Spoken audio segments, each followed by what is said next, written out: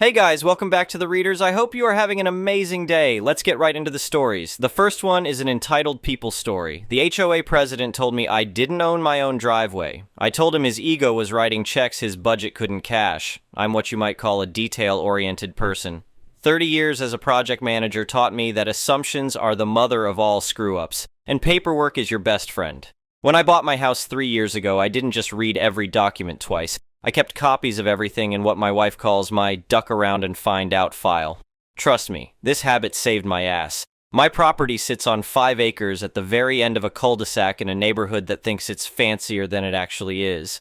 To get to my house, you drive down a 200-foot paved lane that looks like it could be part of the street system, but isn't. The deed clearly states this lane is private property, 100% mine. I've got the meets and bounds description, the insurable title, the whole 9 yards. When I moved in, there was this sweet, elderly lady living next door who had been using the first 20 feet of my lane to access her garage.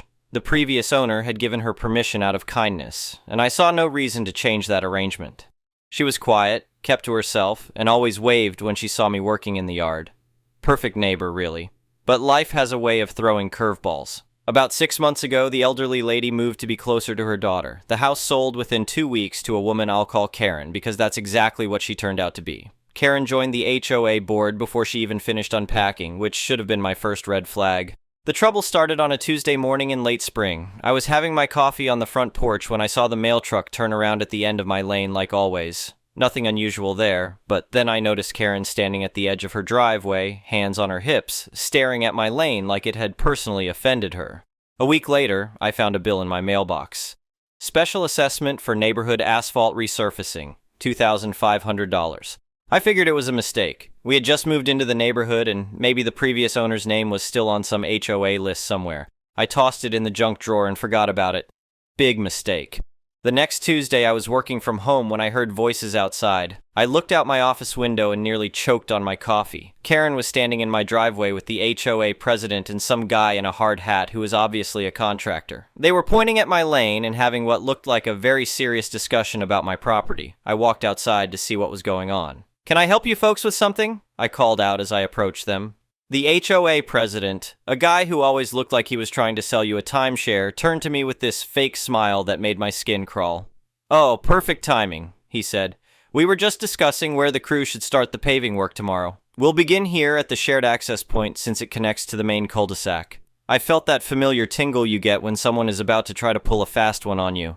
"I'm sorry, shared access point," I said, keeping my voice level. "This is my private driveway." Karen let out this condescending laugh that could have curdled milk. "That's adorable," she said, "but you might want to check your HOA bylaws before you embarrass yourself further. Anything connected to the cul-de-sac is HOA maintained and provides public access for residents." The contractor looked uncomfortable and started studying his clipboard like it contained the secrets of the universe. "Ma'am, sir," I said, addressing both of them, "I appreciate your concern, but this lane is private property according to my deed. I've got all the documentation if you'd like to see it." The HOA president waved his hand dismissively. "Look, I don't know what your realtor told you, but we've been managing this neighborhood for 15 years. We know which roads belong to the community. Don't worry about the assessment. We'll just add it to your annual dues." That's when I knew this wasn't going to be resolved with a friendly conversation. These people had already made up their minds, and facts weren't going to get in their way. "I think there's been a misunderstanding," I said. "This road doesn't belong to the community. It never has. I'll be happy to provide you with copies of the survey and deed to clear this up." Karen stepped forward, and I could practically see the entitlement radiating off her like heat from asphalt. "The previous owner never had any issues with community maintenance," she said. "Maybe you should try being a better neighbor instead of causing problems over something so minor." The contractor cleared his throat. Folks, if there's a property dispute, we probably shouldn't start any work until it's resolved. Liability issues and all that." The HOA president shot him a look that could have frozen helium. "There's no dispute," he said firmly. "The work starts tomorrow as scheduled." I went back inside and immediately pulled out my property file. Every single document confirmed what I already knew. The lane was mine. The survey showed exact measurements. The deed described the meets and bounds in painful detail. And there wasn't a single mention of any easement or shared access agreement. But these people clearly weren't interested in documentation. The next morning, I was getting ready for work when I heard engines outside. 3 pickup trucks were parked at the end of the cul-de-sac, and workers were unloading equipment. The contractor from yesterday was pointing at my lane and explaining something to his crew. I walked outside in my bathrobe and slippers. "Excuse me," I called to the contractor. "What's going on here?" He jogged over, looking even more uncomfortable than yesterday. "Sir, we're here to start the resurfacing work. The HOA said everything was cleared up." "It's not cleared up," I said. "This is private property and you don't have my permission to work on it." The contractor pulled out his phone and called someone. After a brief conversation, he handed the phone to me. "HOA president wants to talk to you." I took the phone. "This is harassment," came the voice from the other end. "We have every right to maintain community property, and if you interfere with this work, we'll take legal action." "I'll tell you what," I said. "You can take whatever action you think is appropriate, but if one piece of your equipment touches my property without my permission, I'll be taking legal action too." The contractor took his phone back, had another conversation, then started loading his equipment. I went back inside feeling like I'd won a small victory, but I knew this was far from over. I was right. Over the next week, neighbors started using my lane to turn around their cars. I caught one guy backing his boat trailer onto the first 50 feet of my lane and asked him to move it. "HOA board said we could use this area for overflow parking and turning around," he told me. "It's community property." I explained that it wasn't community property, but he just shrugged and said he was following HOA instructions. By the end of the week, my peaceful private lane had become the neighborhood's unofficial parking and turnaround area. I counted 6 different cars using it throughout the day, and that boat trailer was becoming a permanent fixture. Time to escalate. I spent the weekend putting together a formal cease and desist letter. I included copies of my deed, the original survey from when I bought the house, and a clear explanation of property boundaries. I sent it certified mail to every member of the HOA board with a request for delivery confirmation. The response came 3 days later. Not a phone call or a reasonable conversation, but a notice of violation that made my blood boil. According to this document, I was obstructing community utility easements and interfering with established neighborhood access patterns. They threatened to place a lien on my house if I didn't pay the $2,500 assessment by Friday and cease all interference with community maintenance activities. My wife found me at the kitchen table that night, staring at the violation notice and muttering words that would make a sailor blush. "What's wrong?" she asked. I explained the situation and she just shook her head. "You know what you need to do," she said. She was absolutely right. It was time to bring in the professionals. Thursday morning, I called the best surveyor in the county. Not the cheapest, not the fastest, but the one with the reputation for being thorough and accurate. I explained the situation and asked for a complete boundary survey of my property. "How soon do you need this?" he asked. "Yesterday," I said, "but I'll take as soon as humanly possible." He could fit me in the next week. Perfect. While I was waiting for the surveyor, I started doing some research of my own. I went to the county recorder's office and pulled every document related to my property in the surrounding area. I wanted to understand exactly how this neighborhood was laid out and what rights, if any, the HOA actually had.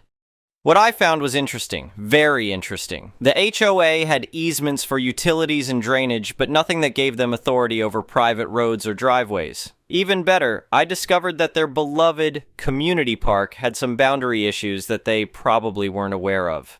The surveyor showed up the following Tuesday with equipment that looked like it belonged on a Mars rover.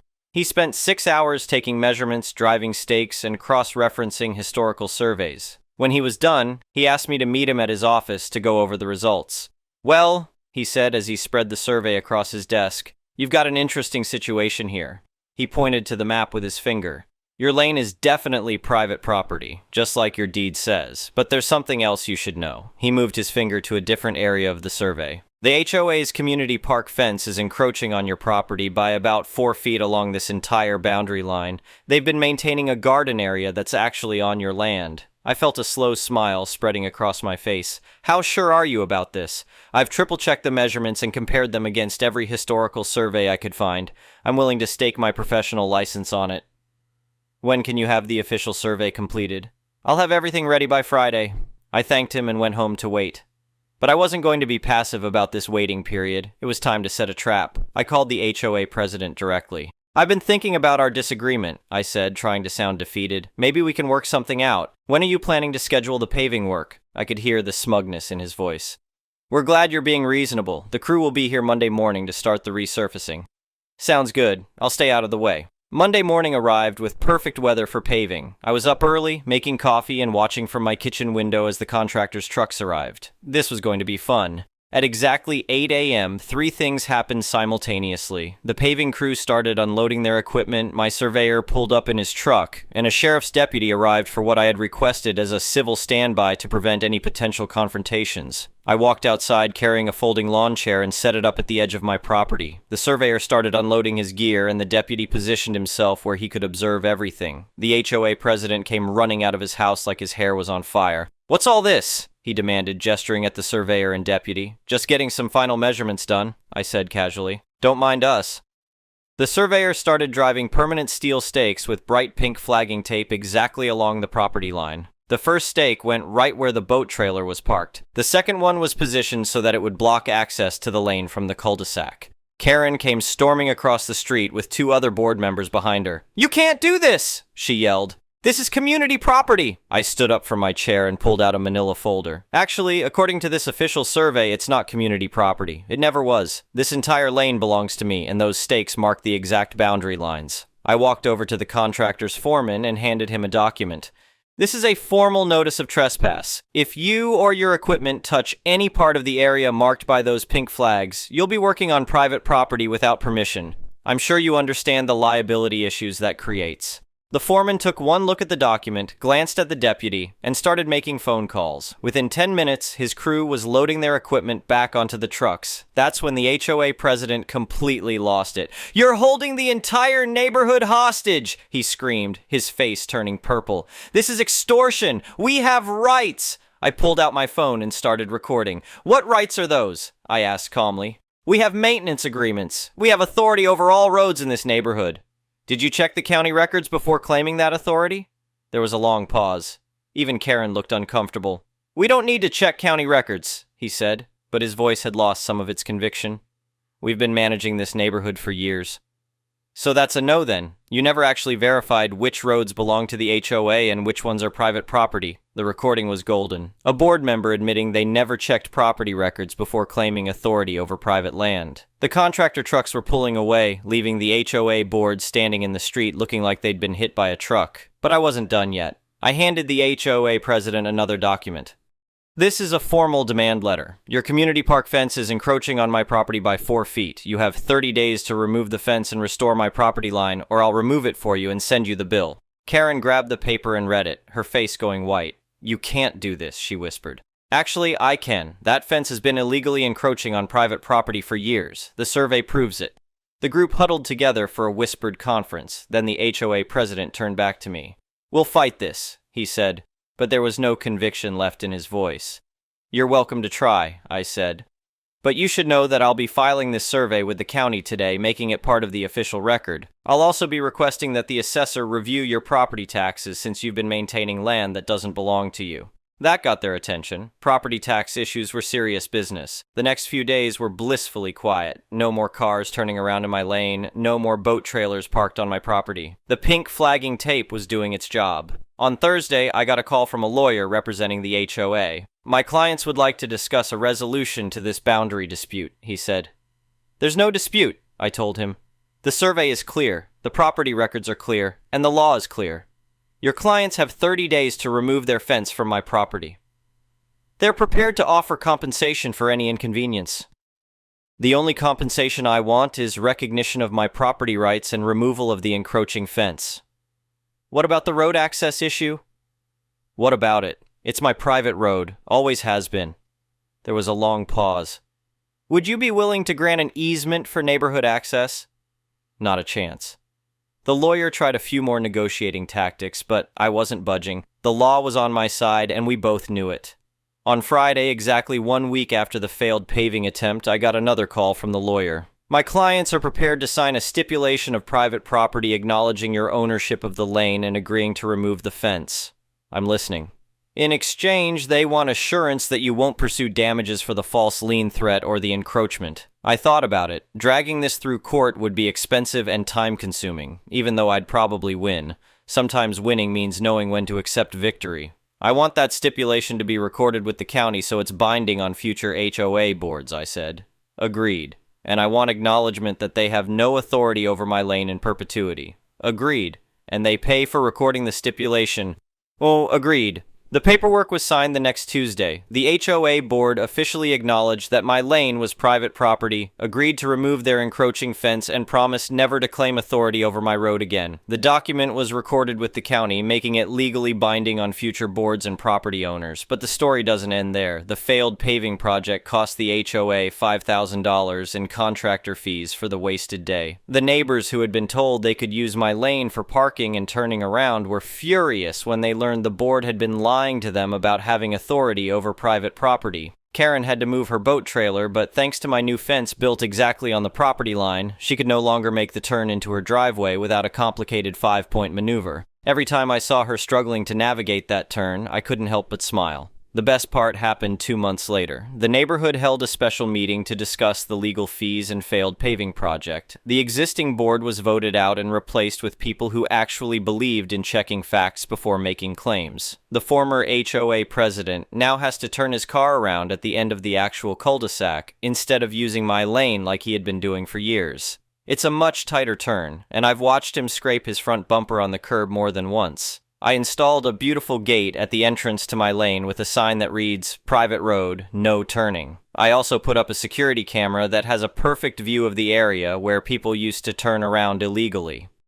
Last weekend, I was sitting on my front porch with a beer, watching Karen struggle to back her boat trailer out of her driveway for the 3rd time when my wife joined me. "You know," she said, "I think they finally understand what private property means." "Some lessons are more expensive than others," I said. The whole experience taught me something important about dealing with bullies, whether they're on a playground or an HOA board. They count on people being too intimidated or too lazy to stand up for themselves. They assume that if they sound confident enough and throw around enough official-sounding terms, people will just give in. But when you've got the facts on your side and you're willing to follow through, bullies tend to fold pretty quickly. My duck around and find out file turned out to be worth its weight in gold. The surveyor's bill was expensive, but watching an entire HOA board realize they'd been making illegal claims for years? Priceless. These days, my lane is quiet and peaceful again. No unauthorized traffic, no boat trailers, no HOA president standing in my driveway making demands. The fence encroachment has been removed, and my property boundaries are clearly marked. Sometimes I still get mail from the new HOA board about community issues, but it's always polite and respectful. They've learned to check their legal authority before making claims, and they seem to understand the difference between public roads and private property. The former board members tried to blame me for the legal fees and failed paving project, but their neighbors weren't buying it. When you claim authority you don't have and threaten liens you can't enforce, the consequences are on you. I've heard through the neighborhood grapevine that Karen is considering moving. Apparently, the daily struggle with her boat trailer turn has gotten old, and she's tired of other neighbors reminding her about the expensive lesson in property law that she helped create. As for me, I'm enjoying my peaceful private road and the satisfaction of knowing that sometimes, when you stand up for your rights with facts and determination, the good guys really do win. The moral of this story is simple. Know your property boundaries, keep your paperwork organized, and never let anyone intimidate you into giving up rights you legally own. And if someone tells you that you don't own your own driveway, well, maybe it's time to remind them that assumptions can be very expensive mistakes. Trust me on this one. I've got the survey to prove it. The next one is a malicious compliance story. I live in an apartment complex and I have 2 neighbors, Martha and, let's call him Shaggy. You'll get why. Martha is a sweet old lady and Shaggy is a total and utter anus. He complained about the noise when I moved in. Although I tried to be as quiet as I can, some noise just can't be avoided. He complains about the noise if I so much as sneeze, and woe be me if I forget to clean the hallways when it is my turn. His favorite saying, "We have rules in this house." Whatever I do wrong, even the smallest infraction that a normal person would either overlook or seek a private talk about, got reported to the house owner, or the cops. I have nothing but trouble with this mofo, and I hate his guts. One day I got the cops called on me due to a noise complaint at 9:50 p.m. House rules say that you have to keep the noise down to apartment level starting at 10 p.m.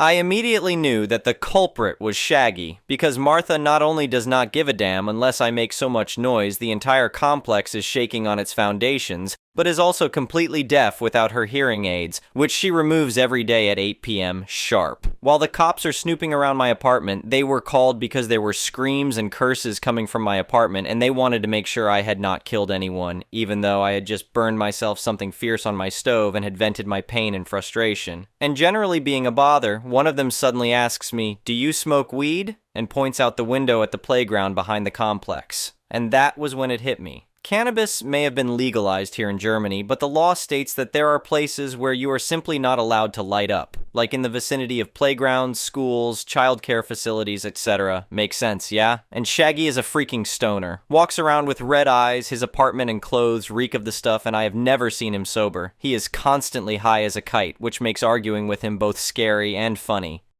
Well, anyway, the playground behind the apartment complex means that the entire complex is a no-weed zone, even if you only light up indoors. Now, normally I wouldn't have said anything because I ain't a snitch and Shaggy keeps it indoors. But like I said, Shaggy is a beatard and a stickler for the rules. Well, two can play that game. I eventually got the cops off my butt, after they had looked into every nook and cranny and found no corpse, and told them to check out Shaggy, telling them about his weed use near a playground. Guess who got his apartment searched top to bottom and eventually arrested when he tried to attack an officer because he dared to touch his stash? "We have rules in this house, Shaggy," Auntie Edith says. 1. I know about Martha's hearing aid habits because I help her out with stuff, household work, going shopping with her, etc. While we are together, she likes to talk my ear off. Many old people like to talk if they have an audience, about anything and whatever. And a few times the topic of me being worried that I am too noisy for her liking came up since Shaggy constantly complains. She just laughed and waved me off with a, "Just don't bring down the house and we're good. Besides, I remove my hearing aids in the evening at 8 p.m. Weird habit, I know. Haha. 2. The cops didn't kick in Shaggy's door just on my say-so. They went across the hallway, rang the bell, and when Shaggy answered, they both took a step back upon the smell coming from his apartment. When they asked him if he's aware that there's a playground behind the house and that there are children in the house, kids of other inhabitants on the other floors, he became aggressive as in, "Piss off man is all good nowadays." The police then asked him to show them his stash because while weed is legal now, there is a limit to how much you are allowed to have, even in your apartment, 50 g and up to 3 plants per adult person. He refused, and the cops cited probable cause because he is obviously hiding something and could destroy the evidence if they waited for a warrant. They shoved Shaggy aside, he followed them in, and apparently the cops found way more than he is allowed to have because there was yelling, a commotion, and then Shaggy was lead out in cuffs with one of the officers sporting a black eye. The next one is an entitled people story. This happened back in 2022. I got a job in Bangalore and was new to the city. Being single and alone, I tried my luck in dating and matched with a lady who happened to be from my native place as well. We clicked instantly and started hanging out together on weekends. When she visited my apartment for the first ever time, I made for her fried rice, mashed tapioca, fish curry, and some beef roast since I came to know that she loved all of these homely food and missed them badly. Then, SHD made it a habit to visit me on weekends and specifically ask me to make them for her. Me, being a person who loves both cooking as well as feeding others, didn't bother about it much. On one of our dates, we visited a South Indian restaurant and was having a dish called parota, which is a bread item made out of flour. She commented on how the parota tasted awful and she knows to make it better. My dumb head politely commented that it sounds awesome and would love to try her parota once. She rolled her eyes and stared at me for some time and started lecturing me on feminism and stuffs. She went on explaining that society changed and women no longer cook for men. She went on lecturing that I should change the way I see women, I should be more mature, etc.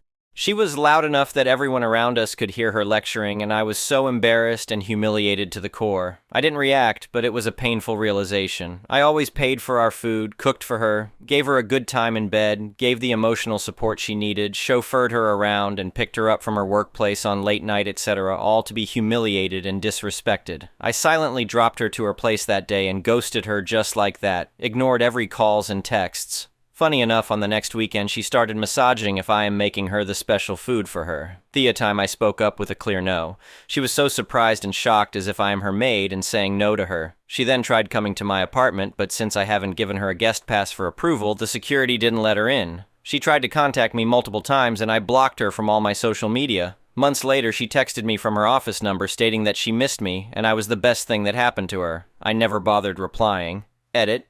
Can see comments that I acted immaturely and ghosted without an explanation. I simply didn't want to waste my energy on a lost cause. At the end, she would be able to convince me since I loved her and I was highly empathetic. Better to cut a finger than let it spread and end up amputating your hand.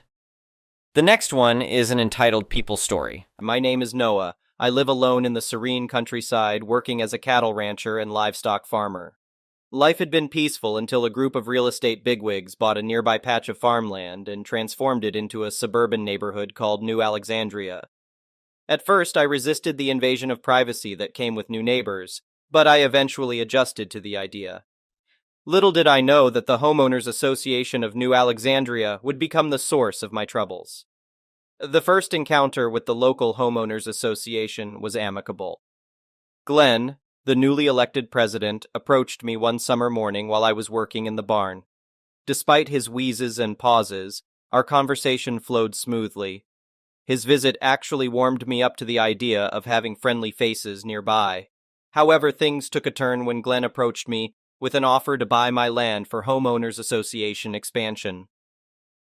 Although the cash settlement was tempting, I cherished my life in the countryside and declined his offer. Glenn's reaction was startling. He seemed personally offended by my refusal. His subsequent attempts to convince me only deepened our animosity. As families started moving into the neighborhood, their children grew fond of my horses. I often rode through the streets, bringing smiles to their faces, but Glenn despised horses with an inexplicable passion. One morning as I rode down the street, he exploded in a fit of rage, shouting and waving his arms like a madman. I barked back, trying to calm both him and my horse, but the commotion made my steed restless. Glenn hurriedly retreated indoors, leaving me perplexed. Later that evening, 3 knocks at my front door startled me from my sleep. I cautiously approached, gripping my shotgun for security. To my surprise, it was a police officer, a visit triggered by Glenn's relentless complaints. Though no crime had been committed, the officer left with a polite warning. It was evident that Glenn wasn't pleased with the outcome. A few days later, I received a suspicious notice from the Homeowners Association offices, a phony restraining order preventing me from riding my horse on Homeowners Association-owned land. Furious, I tore it up and discarded the remnants without a second thought. Glenn underestimated my knowledge of the law and assumed he could intimidate me easily. Instead of retaliating immediately, I decided to bide my time, allowing Glenn to revel in his perceived victory. After a few days, I returned to the neighborhood on horseback, ignoring his warnings. As I approached, Glenn's face contorted with shock, horror, and rage. He brandished a shotgun, threatening me with violence if I didn't leave the Homeowners Association property immediately. Panic erupted around us. Children cried, and my horse grew increasingly uneasy. Before I could assess my options, Glenn fired a shot, narrowly missing me and nearly unseating me from my mount. Adrenaline surged through my veins as I leaped from the horse and sprinted towards him. A well-placed punch sent Glenn crashing to the ground, unconscious. I quickly checked myself for injuries and, thankfully, found none. Unfortunately, my horse succumbed to its injuries. The chaos attracted a convoy of police cars, which swiftly secured the area and assessed our conditions. Glenn was taken into custody, while I was advised to seek legal counsel. Following a weekend hiatus, the court proceedings began. Despite Glenn's high-strung attorney, the judge favored my plea. I offered Glenn a plea deal, sparing him jail time but obligating him to work on my farm as restitution. In the end, justice prevailed, teaching Glenn a valuable lesson: never mess with a farmer on his own turf. Update. Since the incident, New Alexandria has witnessed significant changes. The community rallied against Glenn's actions, questioning his suitability as Homeowners Association president. A special election was held, resulting in the election of a new president, Lucy, who advocated for better communication and respect among neighbors. The incident also spurred a re-evaluation of the Homeowners Association's rules and policies. Residents now enjoy more inclusive regulations, allowing for activities like horseback riding within specified guidelines. Additionally, an equestrian committee was established to promote understanding between horse owners and other residents. As for me, I continue to thrive as a cattle rancher and farmer, contributing to the community in my own way. The incident served as a catalyst for stronger bonds with my neighbors, who now appreciate the importance of preserving the harmonious coexistence between rural and suburban lifestyles. The next one is a pro-revenge story. Circa January 2020, my friend made a stupid decision and bought a brand new car he couldn't afford. His insurance was around $400 a month, while he made about $10.25 an hour working as a shift supervisor at McDonald's. His car payment amounted to $795 a month. Now, with a wage of $10.25 an hour for 30 hours a week, he earned approximately $300 a week, or about $1,230 a month. So yeah. My friend came to me for help because I used to sell cars and had good knowledge of the industry. I reviewed his paperwork. The dealer indeed took advantage of him, but my friend was seeking a way out of this mess. While the dealer overcharged him for the warranty, gave him a higher APR, and added extra fees, none of that was illegal. I knew that the only way to help my friend was if the dealer had done something illegal. I examined the finance application that my friend had signed, and I had a sudden realization. No bank would approve someone for a $795 car payment if they were only making $1,200 a month. It simply didn't make mathematical sense. So I started searching through his paperwork for the finance application that the dealer had submitted to the bank. Usually, when you submit a finance application at a dealership, they take the hand-filled application and reproduce it electronically, which is a common practice.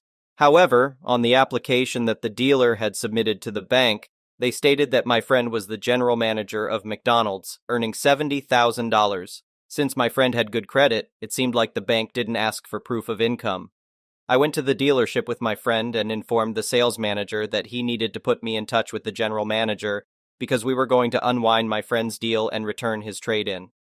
The sales manager and the GM both thought I was joking. Then, I demonstrated how the dealership's finance department had committed bank fraud. I showed the GM the finance application my friend had filled out, and then I showed him the one the dealership had submitted to the bank, pointing out the income difference. My friend actually made $14,000 a year, but the dealership claimed he made $70,000 a year. That was bank fraud, a felony. The GM realized that his dealership was in deep trouble. The evidence I presented was rock solid, and we were all on the same page. He asked, "Okay, so what can I do to make this right?" I replied, "Unwind the deal and give my friend his trade-in back." Unwinding the deal meant that the GM agreed to cancel the deal and essentially erase it as if it never happened. The GM tried to avoid it, but I stood firm and reminded him that we could easily take this documentation and make his life a living hell. He knew I was right. Besides, my friend needed a car to get to work the next day. The GM said he would look into it. When he returned, he unfortunately informed me that they had already sold my friend's trade-in. I said, "That's fine, unwind the deal, and let's put my friend into something as good or slightly better than what he traded in for." The GM asked, "So he'll buy a car similar to his trade-in?" I replied, "No, you'll give him a car similar to his trade-in." The GM responded, "It doesn't work that way." I told him, "It does when you commit bank fraud." The GM was upset with me, but I reminded him that I was being nice and things could get really ugly in this situation. Felony-level charges ugly, franchise losing ugly. So yeah, this is going to hurt, but it will hurt less if we do it my way. Reluctantly, the GM agreed and checked his inventory. He told me they had a 2007 Focus with 10,000 more miles. I said, "No, the car you give my friend needs to be the same or better than what he traded in." The GM countered, "I'm giving him a free car." I replied, "No, you took his trade-in, sold it, made money on that sale, and committed a felony in the process of selling him his new car. Now you're correcting that mistake. This isn't a free car for my friend. This is you correcting your mistake." The GM insisted that was all he was willing to do. I told him that if he couldn't do better than that, we would consult a consumer protection attorney and have a conversation with them. My friend didn't want to go down that route, but it was our plan B. Just as we were about to leave, the GM said, "Wait, give me a second." He returned and said, "I have an 08 Civic with 5,000 more miles. It's a Civic and not a Focus, but I can unwind the deal on the new car and put your friend in the Civic at no extra cost." We agreed. The GM had the paperwork drawn up. The old loan on the new car was canceled. They took back the new car, though they would have to sell it as used since it was already titled, which sucked for them, and they gave my friend a better car than the one he traded in. For those wondering why we didn't involve a lawyer from the start, we could have done that. However, courts take a long time, and this was a faster way to fix the situation. The next one is a petty revenge story. It was Christmas time, and the mall parking lot was jammed. Somehow, I lucked into a space near an entrance, and 4 hours later, my friend Dawn and I staggered back to my car with full arms and very sore feet. But we'd be home in half an hour, so the end was in sight. We got the bag stowed, and we buckled in, laughing ruefully about how exhausted we were. As I began backing out, a car was slowly pulling past right behind me. Naturally, I braked to wait for the car to clear my spot, but the driver saw my brake lights and realized she'd lucked out. All she had to do was back up and let me out, and my primo spot would be hers. But it couldn't be that easy. Another car was tight on her tail, and that driver wanted my spot too. And neither one of them was budging. The two drivers' faces got redder and redder as they honked, revved their engines to make the other driver think they were going to plow right into their car if it didn't move, and in general made utter asses of themselves over the parking spot. Meanwhile, my friend and I were trapped and getting pretty mad ourselves. After more than 5 minutes of this craziness, motor running but going nowhere, Dawn and I had had enough. We looked at each other and smiled. Then we got out of the car, locked it back up, and waved at the two disbelieving parking warriors as we headed back into the mall for a much-needed drink and a bite to eat. The next one is a malicious compliance story. So, my best friend loves it every time I tell this story. So I thought I would share it with all of you. In high school, I had an AP English teacher who was very opinionated in her grading. If she loved a book that the class had to read and you didn't, you wouldn't get a good grade on your report when you turned it in. I was an avid reader. In fact, I cleaned out my school library in 3rd grade. So let's just say I wasn't a fan of her literary selections. She was also the kind of teacher who thought her class was the most important one you had. Due to this, the workload was quite substantial. Coming up on our final exam, she gave the class a talk 1 week before the final. She would be weighting our grade for the semester, giving 60% of it to the final. She explained she was preparing us for college. However, since she was giving so much weight to the final, she would give us an opportunity to earn extra credit. For every 4 lines of the epic poem, The Rime of the Ancient Mariner, that you could memorize and write verbatim on the back of the test, you would receive 1 point of extra credit. Goody goody hands time. I had a rough year due to her grading style, so I was getting a B in the class at the time. However, this was my moment to shine. I have a knack for remembering things. In fact, as a freshman, I learned all the lines for the lead role of Neil Simon's Rumors, 2 hours before opening night, due to the lead dropping out. I then performed the role for 3 nights without dropping a line. So this opportunity seemed made for me, and I wasn't going to let it pass by. I got home and looked up the poem. It was well over 400 lines. I got to work. The final exam finally came. I sat down confidently in my seat and eagerly waited to receive my test. We received our 15-page final and were told we had 3.5 hours to complete it. I put my name at the top and immediately flipped it over to the back. For the next 8 minutes, I ravenously wrote out 400 straight lines from the epic poem verbatim. With that step complete, I decided to look at the questions she intended for us to answer. It was filled with multiple-choice essays and fill-in-the-blank questions. I took a few minutes to fill in the blanks I knew, guessed at the multiple-choice ones I didn't know, and completely ignored her biased essays. Now for the fun part. After a grueling 15 minutes, a total of 3.5 hours for the final, I walked triumphantly to the teacher's desk. I flipped the test onto her desk and said, "Have a great summer." She said, "Very funny, it's a 3.5-hour final. Sit down and finish your test." I responded, "No, I'm finished. I got over 100%. She said, "Let me see your paper." She looked through my test. She saw the empty essays and empty fill-in-the-blanks. Now, even more annoyed with me, she said, "You haven't answered half of these. It's a 3.5-hour final. Sit down and finish your test." I wouldn't be denied. I said, "No, I'm finished. I got over 100%. At this point, she was getting very upset, and the color in her face was starting to shift. "How do you think you have over 100% when you haven't done half the test?" she demanded. With a big smile, I said, "Look at the back. You said for every 4 lines of The Rime of the Ancient Mariner we memorized and wrote on the back, we would get 1 point of extra credit. You will notice I have written 400 lines from the poem.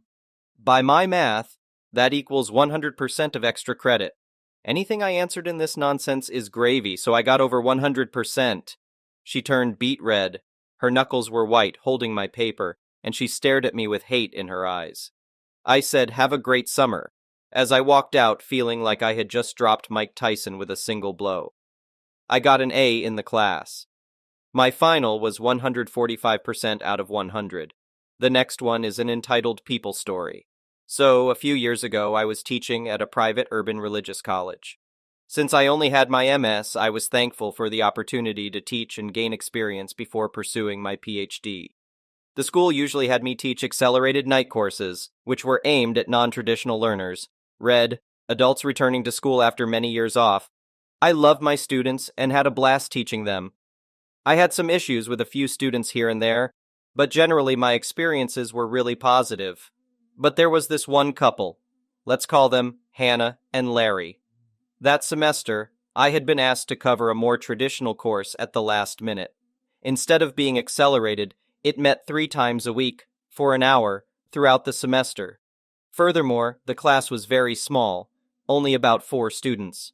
Normally, small classes can be great, and a paycheck is a paycheck. But it was challenging due to Hannah and Larry. You see, this couple had attendance issues, to put it mildly. They would show up to a class or two and then vanish for a week or more without any word.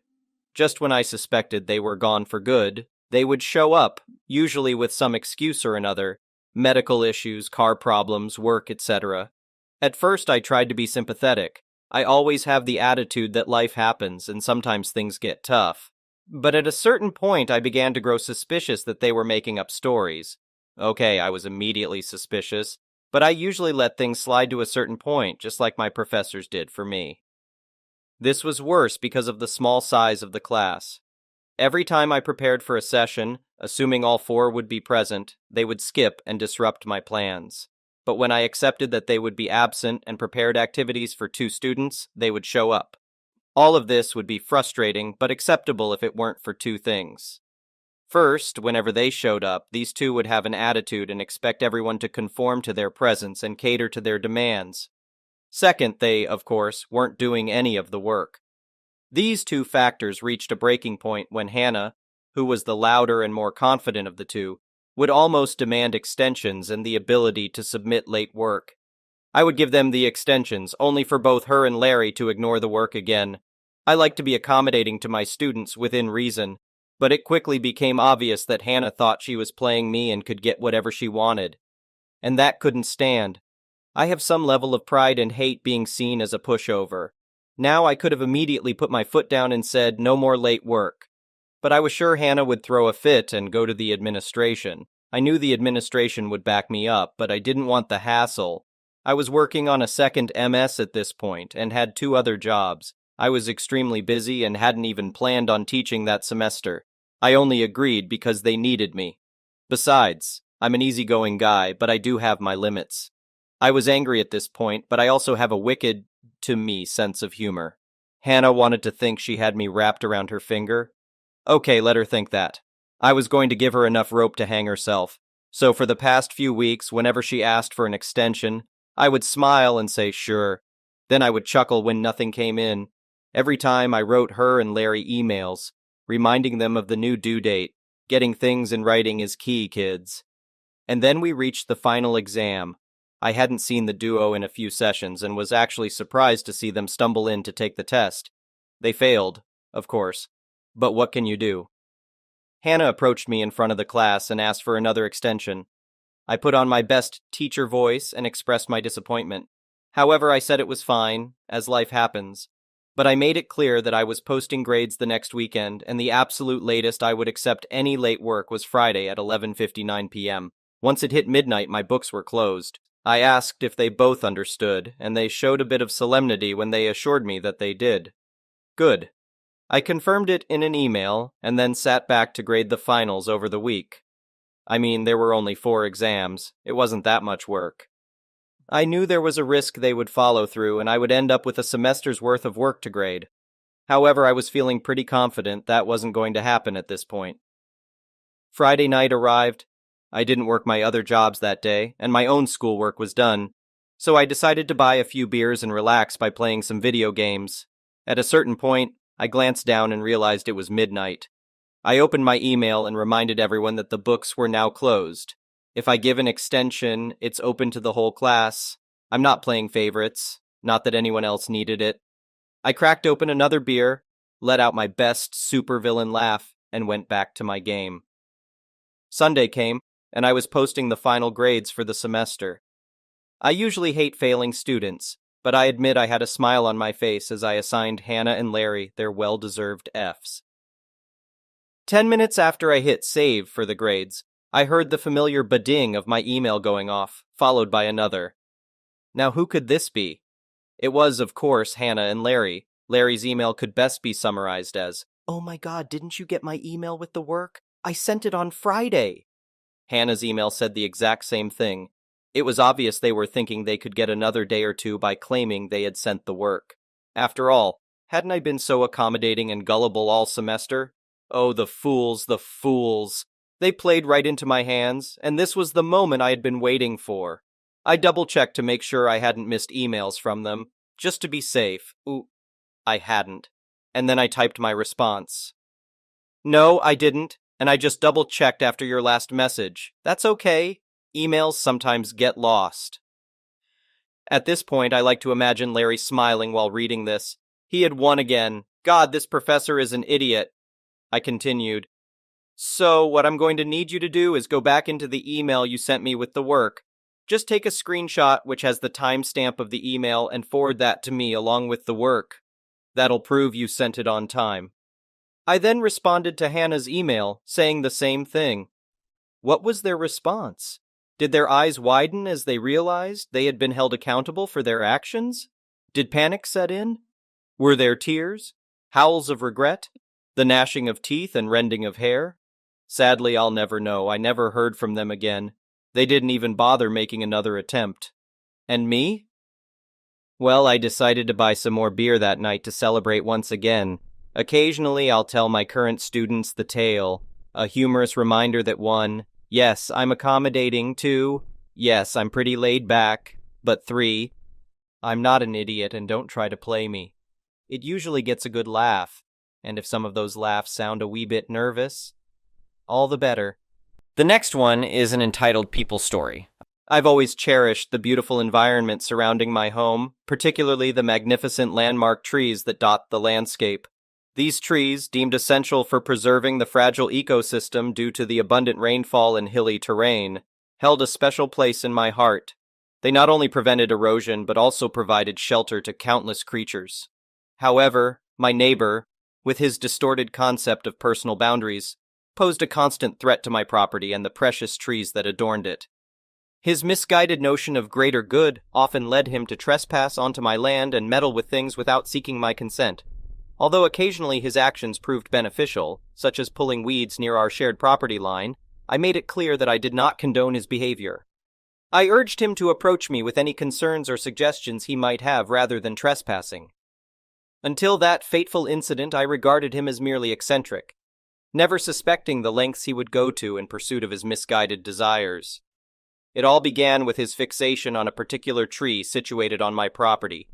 According to him, the tree obstructed his view and cast excessive shade, thus causing harm to his beloved flowers. To my bewilderment, he had opted to plant the flowers in an area with limited sunlight, instead of utilizing other parts of his backyard. When I informed him that the tree was a landmark and legally protected, I expected him to understand and move on. Little did I know that his obsession with the tree would consume him. Every encounter thereafter involved him incessantly questioning me about plans to remove the tree or offering assistance in its removal. Despite reiterating my stance that the tree would remain untouched, except for necessary pruning, it seemed as though he heard an entirely different message. And then, one morning, I awoke to the unmistakable sound of a chainsaw. Rushing outside, my heart sank as I beheld the remnants of what was once a majestic tree. Caught in the act, my neighbor stood there, chainsaw in hand, grinning with a twisted sense of accomplishment. He had audacity to instruct me to clear away the logs and eradicate the unsightly stump, all while casually trespassing through a hole he had callously created in my fence. My fury knew no bounds, and I wasted no time reporting him for trespassing and destruction of my private property, a designated landmark. I sought compensation for the costs of hiring professionals to restore my yard and remove the stump, refusing to spend a single cent on his malicious act. Confident in my knowledge of tree law, I knew justice would be on my side. Recent cases in the area had demonstrated a strict stance against such transgressions. Both of us faced rigorous questioning regarding the tree's health, potential threats to nearby homes, and any evidence of instability. My neighbor, however, had no grounds to support his claim since there was nothing wrong with the tree. His feeble argument of the tree killing his flowers crumbled under scrutiny. According to the tree law, he was liable for triple the estimated cost of the landmark tree. While I couldn't keep the entire sum, as the town used a portion to replant an equivalent tree on my property, the remaining funds were rightfully mine. The judge made it clear that I must use the money to clear the space where the previous tree stood, making room for the new one. Consequently, I couldn't sue him for additional compensation for cleanup costs, as it fell under his financial obligations. In the end, he was ordered to pay a staggering $200,000 to the court for the destruction of the landmark. Regarding trespassing and the damaged fence, he received a mere warning. I opted not to pursue a restraining order, sensing that his face betrayed his realization that such actions would have severe consequences. As for the fence, he had 90 days to repair it, subject to inspection. The satisfaction I derived from witnessing his reaction to the court's decision was immeasurable. It served him right, considering the countless times I had explicitly informed him of the law. Word got around that he had taken out a second mortgage to gather the funds necessary to fulfill his obligations. The new tree, planted near the original spot, cast its comforting shade over that part of his yard once more, despite his ill-conceived efforts. While I didn't acquire a substantial financial windfall from the incident, my priority lay in the restoration of the environment. At the end of the day, I invested the remaining funds in a modest security system to monitor my property, ensuring that my neighbor would face the full weight of the law if he ever dared to trespass again. The next one is a pro-revenge story. When I got divorced, my alcoholic wife of 18 years had started another affair, this time with her addiction counselor. My lawyer and I laid a trap for them, just in case you don't know. Intimate relations between a counselor and a patient are very frowned upon by the regulatory bodies. And I was more than pissed after putting her through rehab, which cost $25,000 and I didn't have to do, only to have her fall back into her old behavior. Shortly before the divorce was finalized, I filed a complaint with the state body licensing health professions. Knowing they were in some peril because of their unprofessional relationship, I had already gotten him fired from a major teaching hospital. She had backed off her exorbitant demands. I paid her a very modest settlement, kept the house, got custody of the 3 tween-age kids, and received child support. Her lawyer naturally included a clause in the divorce where I had to agree to not say anything negative about her lover and their relationship. But the lawyer messed up and never asked if I had already filed charges and thus didn't require me to rescind them. Her lawyer had assumed I was just bad-mouthing them to neighbors and friends, and it never occurred to the lawyer that we were doing much more. When the Board of Health Professions responded to my complaint shortly after the divorce was finalized, I told them that it would take a subpoena to get me to testify. A subpoena trumps an agreement in a divorce settlement. They were happy to oblige. They stripped his license and placed him on a register of sanctioned health professionals. He never worked again. They were broke in a handful of years, and she divorced him when the money ran out. In the meantime, his mother had died, leaving a fair-sized estate, so it took longer than I expected. Oh, and the icing on the cake was that his wife and I traded notes, notably hotel receipts from the time of their affair, that helped each of us in our respective divorces. Justice was served. The next one is a petty revenge story. This happened when I had only just moved from home and got my own place. I was super proud of myself as I had saved like a demon and bought, with a mortgage obviously, my first place.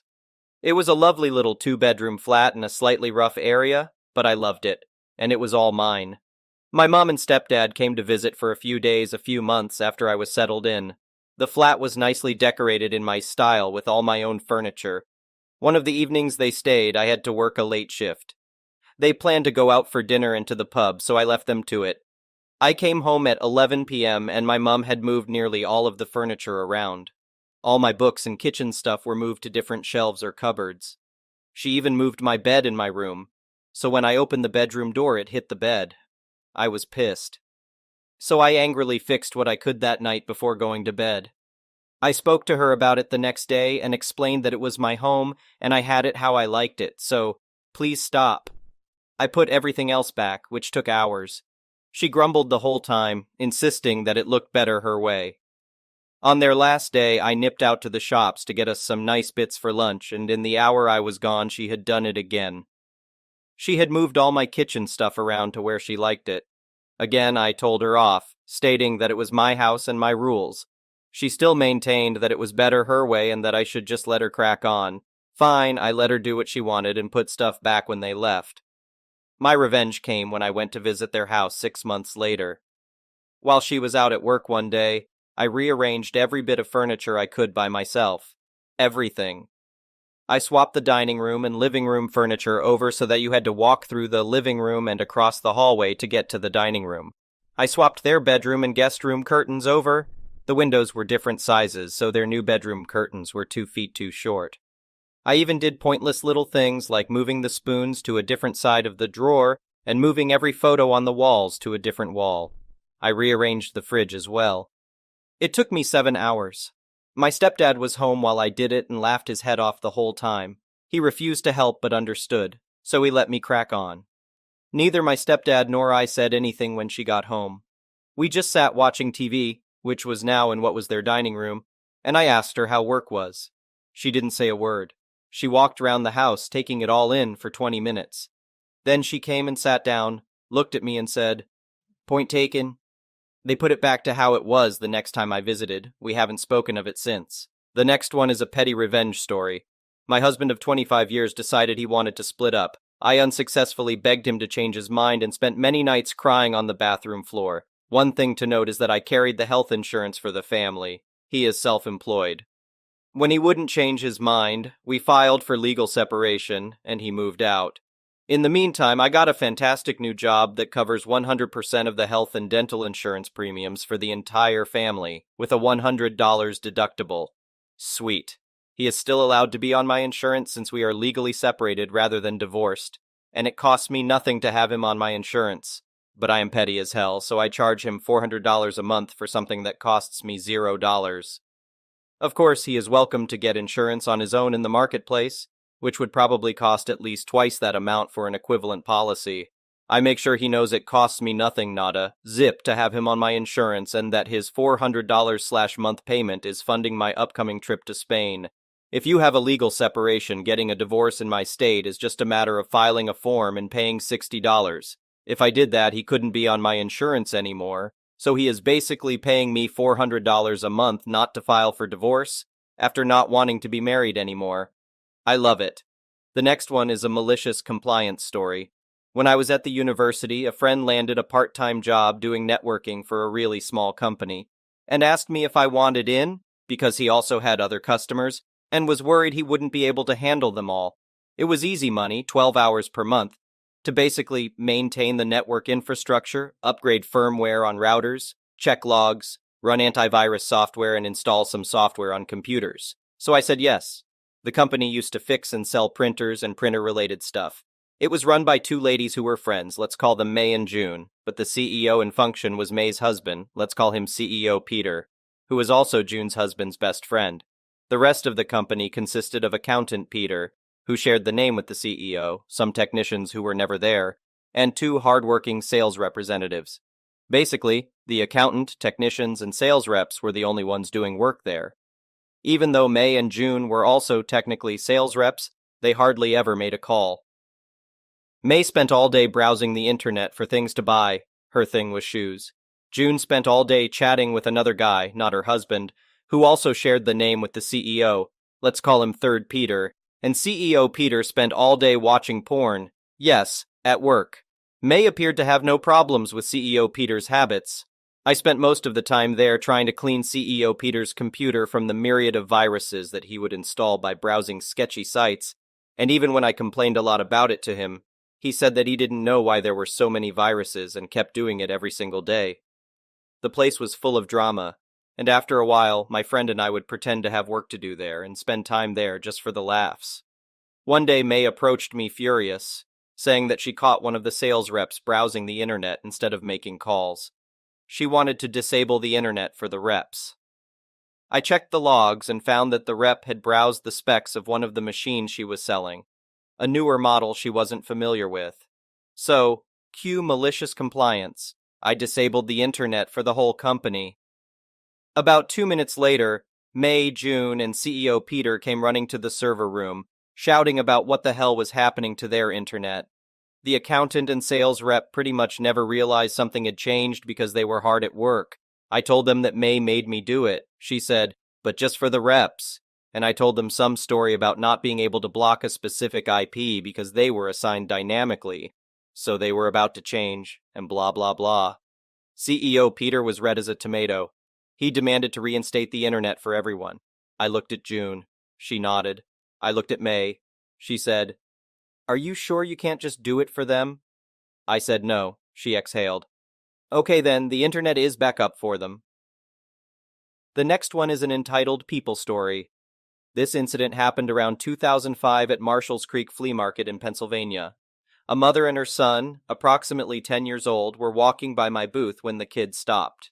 He noticed a box of single cards and started looking through them. The mother told the kid to put it down, saying they didn't have time for him to browse. Clearly the kid had had enough, and he said to her, "We always seem to have time for you to look at everything, but when I want to look, we don't have time." I instantly liked this kid, but she gave him a glare that suggested he would face consequences later. He asked me about the price of the cards, and I informed him they were 25 cents each. As he went through them, he paused and asked if a particular card was also a quarter. I examined it and unintentionally muttered, "Shoot!" It turned out to be a rookie A-Rod card, before his steroid scandal became public knowledge. She looked at it and said, "I wouldn't sell that for that price." Here's what happened. When I left my house to set up the market that weekend, I accidentally grabbed the card and placed it in my singles tray, intending to transfer it to my showcase. I know some readers may find it hard to believe that I sold it, but I did. I explained that it was my mistake, and I always try to honor my word to kids. Adults usually understand that mistakes happen. She then told the boy to put it back, and they would think about it and return later. Keep in mind, we're talking about a mere quarter. I said to her, "Ma'am, I'm doing this to keep my word to your son. This is a one-time offer. If you decline or walk away, I'll put this card in a snap-tight card holder, attach a $50 price tag to it, and display it in my showcase."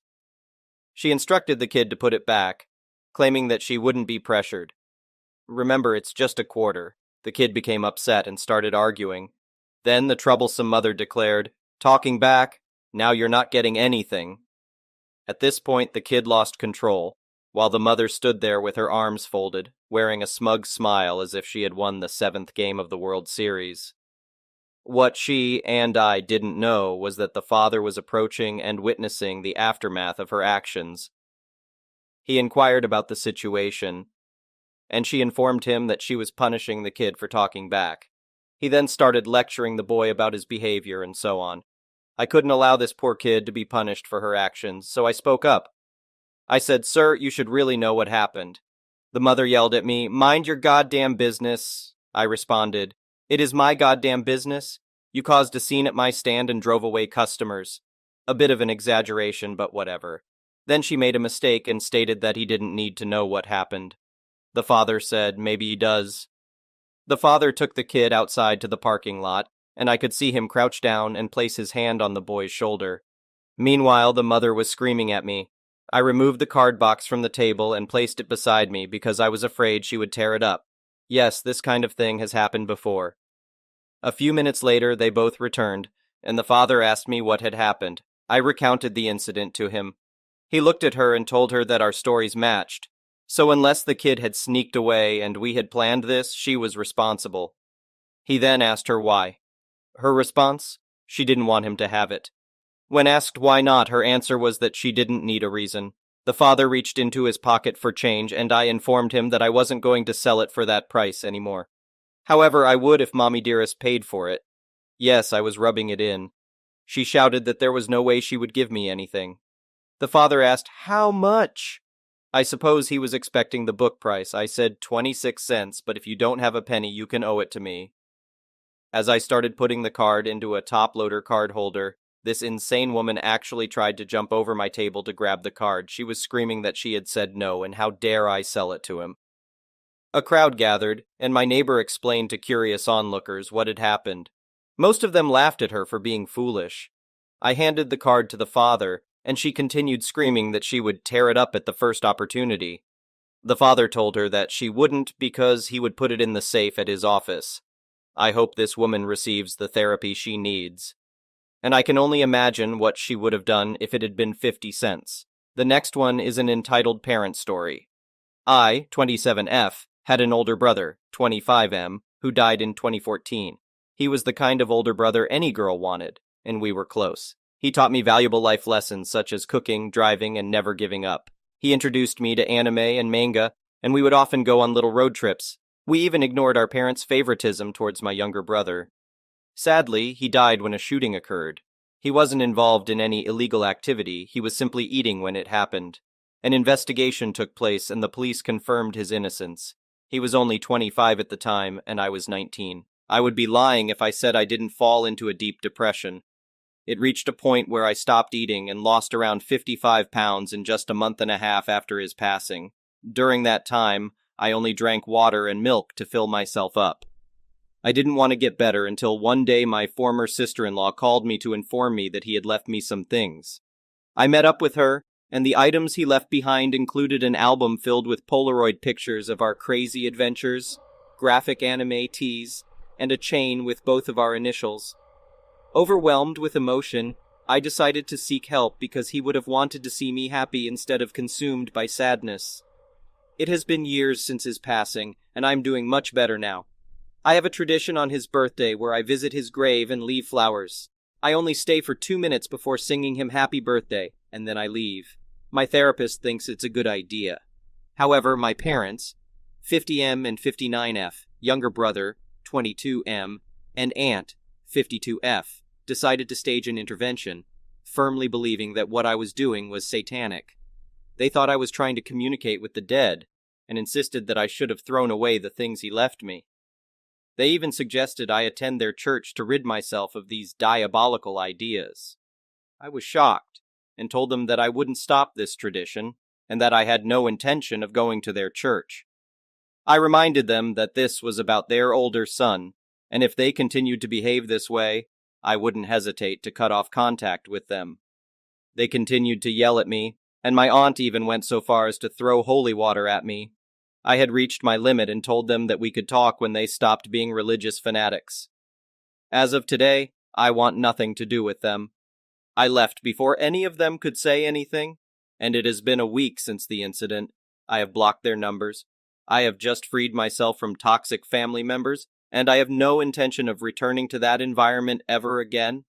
The next one is an entitled people story. I've lived in various neighborhoods, encountering all sorts of eccentric neighbors, but the one living next to me may take the prize for being the most insane. His erratic behavior and penchant for hurling insults at people were well known in our community. While it appeared as though he had some loose screws, it turned out he didn't have a diagnosed mental illness. He was simply unhinged and acted out intentionally. Considering his outrageous actions in this story, I am confident in labeling him as the worst neighbor in Bratislava, Slovenia. Just like any place, the rule in our neighborhood was clear. People couldn't trespass onto your property without permission. If you asked them to leave, they had to comply. Otherwise, they risked getting arrested. One fateful day, my neighbor took it upon himself to step onto my property and launch a tirade against me. He berated the appearance of my lawn due to the built-in sprinklers, claiming it would affect his own lawn negatively. To make matters worse, he targeted my wife's beautifully planted flowers, spewing venomous insults. That was the breaking point for my wife, who firmly told him to back off and leave us alone. This only fueled his rage, and he declared that he wouldn't leave the property until he had harmed my wife. Fearing for her safety, I quickly ushered her inside the house, ensuring the door was locked, and dialed emergency services. I had no clue what this unstable neighbor was truly capable of, but I was determined to keep him away from my wife at any cost. When the police arrived, they escorted us into the house, away from the neighbor's presence. We explained the situation, emphasizing his refusal to leave our property and the threat he posed to my wife's life. Little did we know that this was just the beginning, and things were about to escalate into sheer madness. To our surprise, the police had dispatched only 2 officers in a single patrol car. As a result, our unhinged neighbor was left unsupervised outside, and he decided to take things to a whole new level of insanity. He retrieved a rope, seemingly from his garage, and proceeded to tether the police car to his own vehicle. One of the officers noticed the bizarre scene unfolding and saw their patrol car being dragged away by our neighbor. I couldn't comprehend the thoughts racing through his deranged mind, but his actions clearly indicated that he had lost touch with reality. Later on, he was subjected to a mandatory psychiatric evaluation, which he sorely needed. When we witnessed this spectacle, we all rushed outside, realizing that the officers were less concerned about the trespassing and more focused on the fact that their car was being stolen. They commanded the neighbor to exit the vehicle, and to everyone's astonishment, he complied. Given his history of being uncontrollable, I had anticipated him driving away without a care. However, he surprisingly obeyed the officers' orders, albeit reluctantly. The perplexed officers promptly called for backup, realizing they were dealing with an unprecedented situation. As the neighbor stepped out of the stolen police car, it became evident only when he drew nearer that he was brandishing a knife, sprinting toward one of the officers with malicious intent. It was inconceivable that this maniac would attempt to attack a police officer simply because he wouldn't let him steal the car. Fortunately, no one was harmed as the other officer swiftly retrieved his taser and fired it, incapacitating our neighbor. Unlike in other parts of the world, firearms aren't the immediate resort for the police in our country. The assailant lay on the ground, subdued, while a collective sense of confusion enveloped the scene. Another police car arrived, and our unhinged neighbor was swiftly confined in the back, en route to his arrest for the attempted assault on a police officer, attempted car theft, trespassing, and wielding a deadly weapon. Considering the knife he had and the severity of his threats against my wife, the charges against him were substantial. Given his behavior, it was clear that he needed a comprehensive evaluation to determine his mental state and whether he was fit to stand trial. Surprisingly, the evaluation results indicated that he was mentally stable. This was a stark contrast to the belligerent and unhinged individual we had witnessed previously. In court, he appeared as a completely different person, comprehending the gravity of his actions and lacking a substantial defense. Although traces of drugs were detected in his system, it was speculated that they might have influenced his altered state of mind. Nevertheless, he was held fully accountable for his deeds, and antagonizing the police was unquestionably unwise. People regarded the police as heroes, and assaulting an officer for no reason wouldn't bode well for anyone. Our neighbor was destined for a lengthy prison sentence for his assault on the officer and theft of the police car. The question arose regarding the initial events that led to the police being called. A man of his stature brandishing a weapon and threatening a woman never looked good. Trespassing was the least of his concerns at that point. Instead, he received an additional 2 years in jail, in addition to the 5 he was already sentenced to for the assault and theft charges. When someone is arrested for separate offenses, there are 2 possible approaches: serving the sentences concurrently, resulting in a total of 5 years, or serving them consecutively, which would entail 7 years of imprisonment. The court decided on the latter, ensuring he paid the price for each crime individually. There may be countless tales of eccentric neighbors out there, but I have yet to come across one more extreme than this. I'm relieved that he is currently behind bars, and I sincerely hope he won't return to our neighborhood. The absence of his incessant yelling has restored peace to our lives, and I can only hope that he learns to control himself in the future. Whether he requires assistance for drug addiction or simply needs to exhibit better self-restraint, he has 7 long years to contemplate and make changes. However, I have a strong inclination that he won't be residing next to me once he regains his freedom. The next one is a pro-revenge story. This happened years ago, 1985 to be exact. I was 45 when this happened, 81 now. So after my second retirement, I started doing property management. I bought this 2,500 square foot luxury home with the sole intention of renting it out. Now, I didn't know how bad the homeowner association was, but when I became the owner, I soon found out. This all took place in a span of 2 years. Karen would literally have a problem with everyone in the neighborhood. Trash cans left out? Fined. Loud music after 10 p.m.? Fined. Yard sale without permission? Fine. Removing dead plants and replanting without approval? You get fined. It went on and on like this. Now the community could run for the homeowner association board, but the homeowner association board chose the president. 6 out of the 10 members on the board liked Karen, so she always kept her job. Her husband was in the medical field, so he made a lot of money. It got to a point where she was called Queen Karen in the neighborhood due to her dishing out homeowner association fines.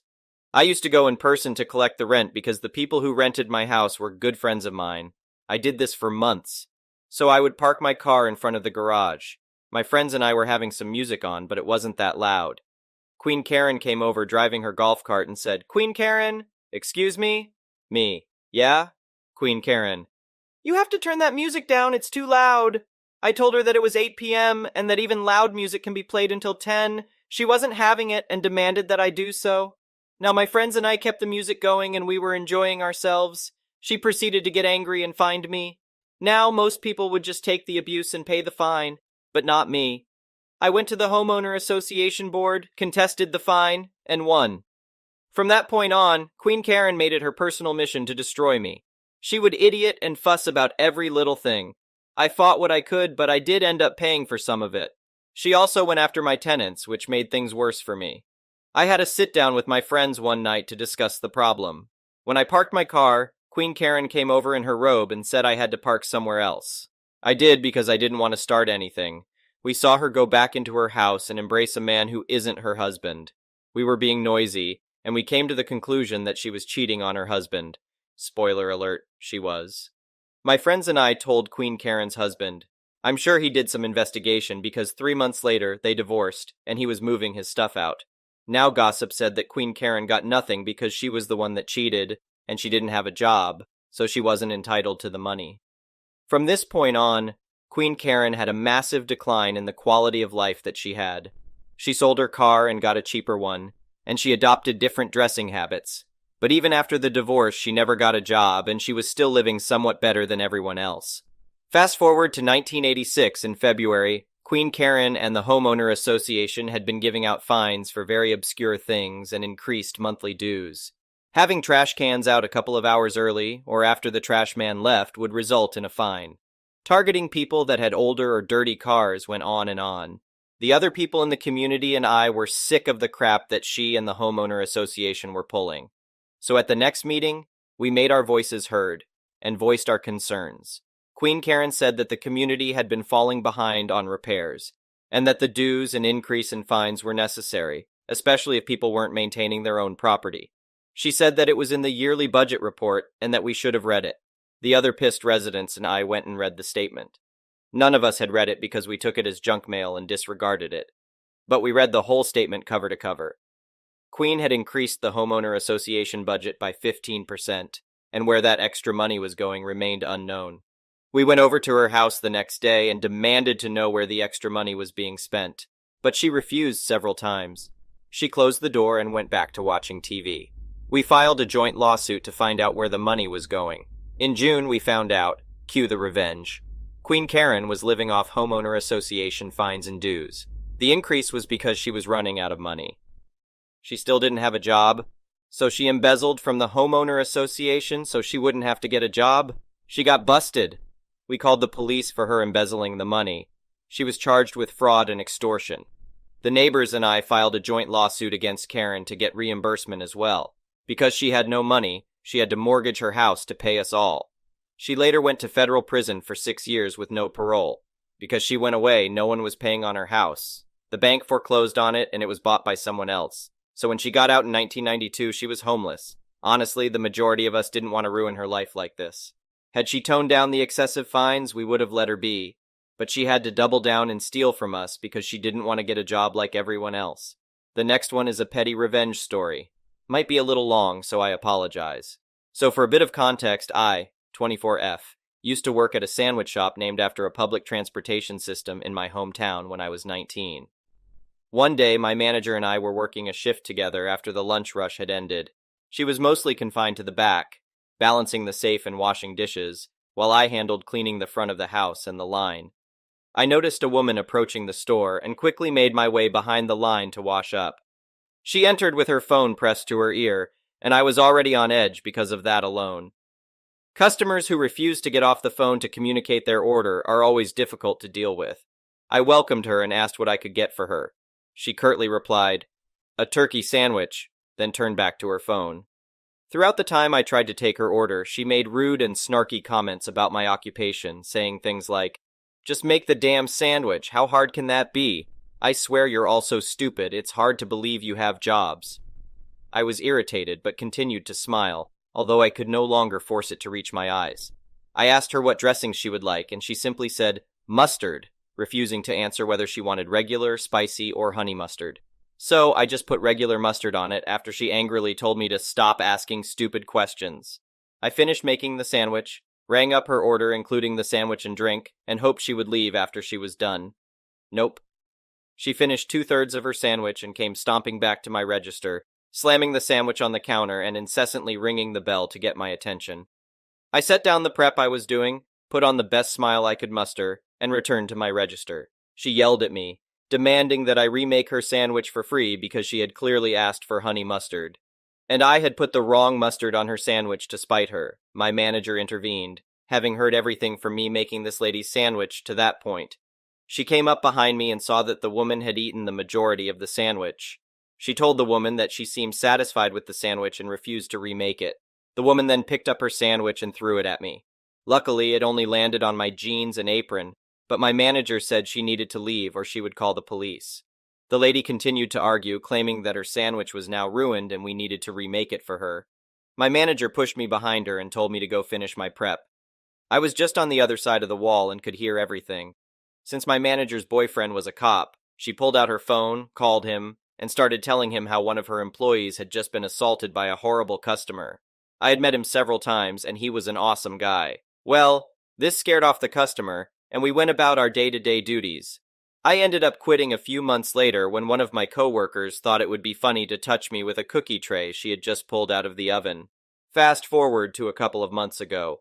I went to that same shop because I was in the area and felt like having a sandwich.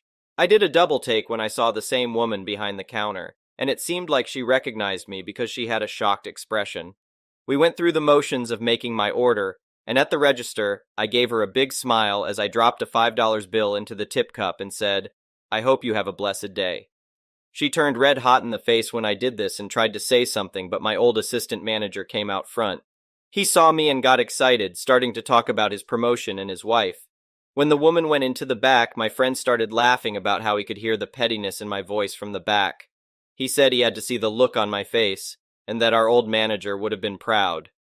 My manager now works a decent-paying job and married her cop boyfriend. I also work a decent job, and luckily, I don't have to deal with customers at this one. Even though I would have loved to do something truly petty, I refuse to stoop to her level. I've heard kill him with kindness my entire life when someone wrongs me, so I decided to try that approach, especially since I know how rough it can be to work in customer service. I didn't want to cause this woman the same level of stress and anxiety she caused me. The next one is a malicious compliance story. Now, before I start, here's a bit of context for this situation. I work in the boat industry as an engine tech and parts painter. I know, quite a broad range right there. Anyway, the company I work for is quite old, and the building I work in is even older. The heating system is trash, and we really lack anything in the way of air conditioning, and it's boiling outside right now. Earlier today, I started overheating really quickly as the temperature rose in the building. I have a medical condition where my body can't regulate temperature well, meaning I am at risk of passing out. I was going to get a bottle of water from the fridge to help me cool down when I was stopped by one of the company's managers. Let's call him Kyle for this story. Kyle: "Where are you going?" Me: "I was only going to get some water." Kyle: "You're supposed to be working right now. You can get the water during the coffee break." Me: I don't think you understand that I can actually be in danger from this heat right now, so could I please go get one bottle of water?" Kyle: "No, you're not authorized to leave your work before the clock strikes. Now shut up and get back to work." Me: "Roger that. Keep in mind that this conversation was held in front of my coworkers. Cue malicious compliance." I got back to work, making sure to put on some extra coal just to make sure I made up for lost time. Basically, I was forcing my body into shock, and heat stroke was just around the corner. Fast forward around 30 minutes, I had to tell my coworkers through my strained breath that I don't feel too good.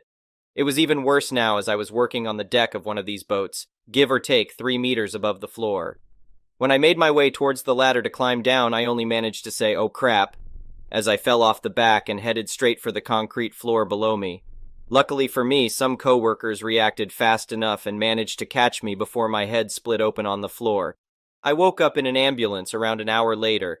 The EMTs were checking my vitals and actually helping me. My boss came up to the door and asked me what happened. I told him exactly as I told you guys, and I also told him to check with my coworkers if he didn't believe me. Long story boring, I was taken to the hospital for a checkup just to make sure I didn't suffer any kind of trauma from the fall. A buddy of mine came with me to make sure I got there and back safely. A few hours passed and my buddy got a call. He picked it up and it was Kyle. My buddy handed me the phone and I heard Kyle on the other end apologizing for almost getting me killed. The short version is that he was heavily reprimanded for what he told me and was put on watch. He didn't lose his position though, so I guess I didn't fully win, but he was liable for the medical compensation for my situation.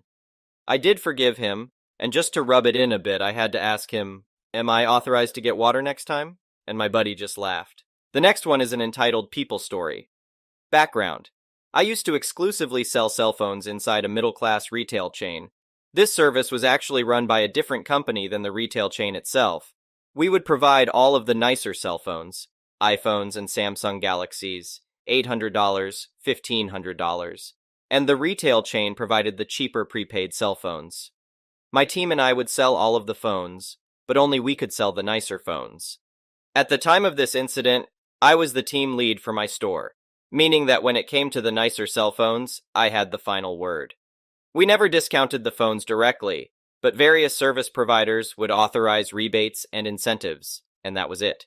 When you bought a nicer phone from us, we would directly pull up your service provider account and set up the phone, and they would provide any discounts, credits, or rewards. We were also able to report fraud through this system. The story: it was a slow day at the cell phone station, so I decided to do a cold sail lap of the store, leaving a newer team member. Let's call her Tina, in charge of the cell phone area for the 30 minutes it would take to find someone to buy a phone. I was gone maybe 10 minutes before I got a call from the store manager asking me to get back to the cell phone station because there was an issue. When I got back, I saw Tina about to cry while an overweight Karen was holding a small piece of paper and yelling at her. As I got closer, I heard the word coupon, and I immediately knew what was about to go down.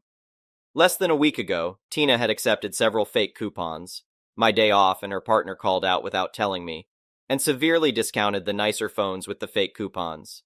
She was new, and we hadn't covered that she could never discount the phones herself, nor that we never had coupons for these. Afterwards, I made it clear to her that our team would never discount the phones. Cut back to the present, I saw the store manager watching from around the corner. I waved him off and strode forward. Facing Tina, I asked what was going on. Tina let me know that the Karen wanted the newest iPhone and was trying to use a 99% off coupon. Before she could continue, the Karen cut in. "I don't know what the issue is. She accepted these coupons last week from my friends." Karen then pushed the coupon towards Tina, as if that would magically change the situation. I told Tina to take an extra 15 in the back and then turned back to the Karen. I was pissed, and I think it was showing just a bit because Karen flinched. While I hadn't been in too much trouble over the coupon issue the week prior, I had been passed over for a promotion to another store because of it, and I was not in the mood. Not only was she basically trying to steal a phone, but she had specifically targeted Tina. "Who told you that Tina would accept this ridiculously fake coupon? Was it Kathy?" We had records for the nicer phones, and Kathy's account was banned from every one of our locations because of the prior incident. Karen became pale at the last question, and I think she realized that she was in trouble. She tried to mention something about the retail chain accepting these types of coupons, and I laughed. I explained that the retail chain didn't have any say over the nicer phones, and that we worked for a different company. She tried to insist that we had already taken these coupons before, so why couldn't she use them now? At this point, I was done and told her in no uncertain terms that we would never discount the nicer phones, and that she would not be purchasing phones from this location, period. Fortunately for me, the store manager had hung around and I called him over. Can you call asset protection? I picked up the coupon and handed it to him. Using a fake coupon is stealing, and this woman also knows Kathy from last week. Karen tried to run, but we were lucky that the police were already at the entrance for an entirely separate issue. I heard later that Karen did get past them initially, but the police were informed of the situation and were able to detain Karen before she made it to her car, and then arrested her. Unfortunately, I don't know what happened after that, but I did give a statement about this incident 2 weeks later to the police, so I think charges were filed. Thank you for watching. I would really appreciate it if you could like the video and subscribe to our channel if you haven't already. We'll see you again tomorrow.